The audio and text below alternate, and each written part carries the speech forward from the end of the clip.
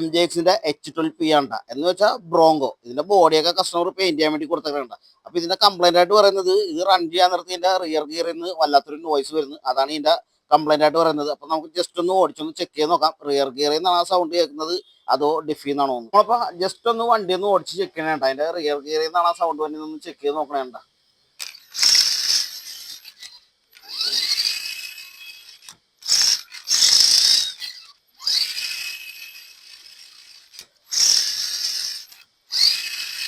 നമ്മളപ്പോ വണ്ടി റൺ ചെയ്ത് നോക്കിട്ടാ ഈ റിയർ ഗിയർ ബോക്സിൽ നിന്നല്ല ഒരു സൗണ്ട് വരുന്നത്, ഇതിന്റെ ഈ ബാക്കിലൊരു ഡിഫറൻഷ്യൽ വരുന്നില്ല, അതിനകത്തു നിന്നാണ് ഈ ഒരു വല്ലാത്തൊരു നോയ്സ് വരുന്നത്. അപ്പൊ നമുക്ക് ഇതൊന്ന് അഴിച്ചു നോക്കാം. ബാക്കിൽ ഡിഫ് വന്ന കവറൊക്കെ പശയിട്ട് ഒട്ടിച്ചിട്ടുണ്ടാ.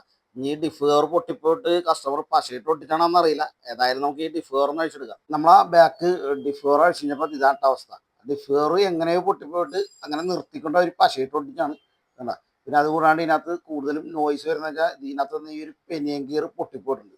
അതാണ് ആ ഒരു നോയ്സ് വന്നിട്ട് വെച്ചത്. അപ്പോൾ നമുക്ക് ഈ ഒരു പെനിയൻ ഗിയറും മാറണം, അതേപോലെ തന്നെ ഈ ഒരു കവറും മാറിയെടുക്കണം.